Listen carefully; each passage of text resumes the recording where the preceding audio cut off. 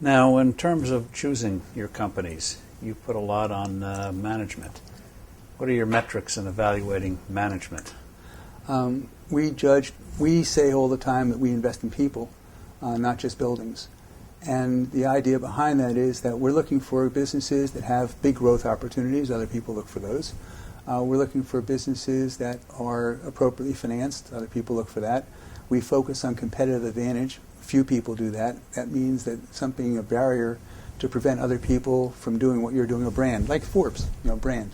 And then we're trying to find someone, a leader, who is smart, hardworking, someone we trust, and someone who people will follow. You don't become successful in a business unless you inspire people, unless people want you to be successful. And so we're trying to find that kind of a person, an honorable, honest, hardworking, ethical guy or woman who can make their business become much bigger. And people don't pay for that.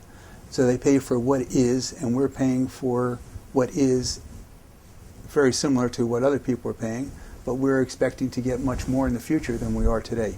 And businesses that are growing penalize current profitability because they invest in their businesses, and when you invest in your business, you hurt current profits. So therefore, you ordinarily are able to buy growth companies for lower prices than you would ordinary companies, because profits are a little bit less than they should be.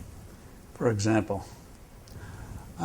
So Ralph Lauren. When Ralph Lauren was going to expand, they were going to expand into Europe. They were buying back a franchisee that had done very poorly. Europe should be as big a business as America. When they bought it, they paid a high price relative to what it was currently earning, therefore it was dilutive.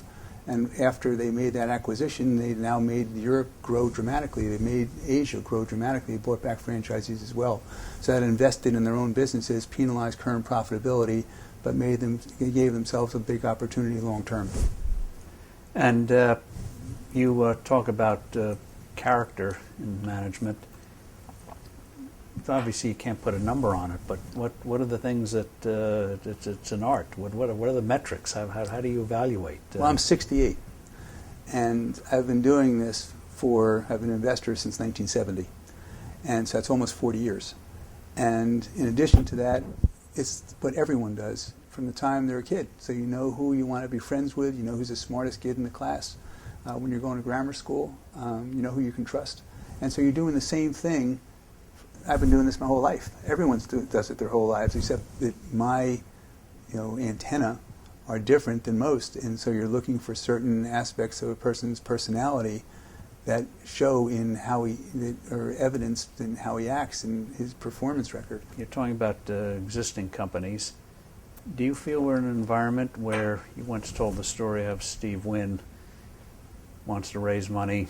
People say, yeah, long term this looks great, but we don't want to put it in now. Are entrepreneurs today having the same experience? People just won't commit for the stuff that's going to be big down the road? I think that this year there's more startups than there ever have been in history. I think I read 500 and some odd thousand jobs have been created from startups this year. So there are more startups taking place now in the S&P 500. Over half of the S&P 500 was created in times of recession or depression. So the times to start businesses, the times to invest in businesses, the times that businesses are most likely to be successful. Barron Capital was started in 1982. Interest rates were 18%.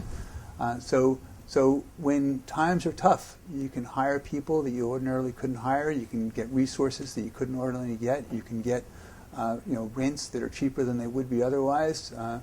There's less competition. So times of recession, now, when you say investing in people, what you're trying to do is invest in leaders who are going to be able to make their businesses grow in very difficult times. So just as in the 70s, you saw companies like Apple, Microsoft, Schwab, and others rise up in a terrible decade. You're seeing the same thing today. There's so many opportunities that, when I started in business in 1970, I had gone to law school at night and worked in the patent office at daytime. I'd gone on a scholarship, and I was in debt $15,000 in 1970. So it took me 10 years to go from minus $15,000 to $1 million. The first year I made $1 million was 1980. But in 1970, I owed $15,000, and my first salary was $15,000. So it's sort of like a country today. GDP is the same as my revenues. But the opportunities that you have are everywhere. They're because we've had so many problems that haven't been addressed for so long, and they're just crying for solutions. And the people who come up with the solutions and the ideas and the innovations, they're the people who are going to be the next Steve Winns and Charles Schwabs and Leo Malameds from Chicago Merchants. This is an amazing country. This country, you can be someone like me, and you can start with nothing. And if you have an education and you have an idea, you can create something. And people say to me, so your children going to have, or children, young people now, going to have the same opportunities that you have. And I think the opportunity is going to be even better.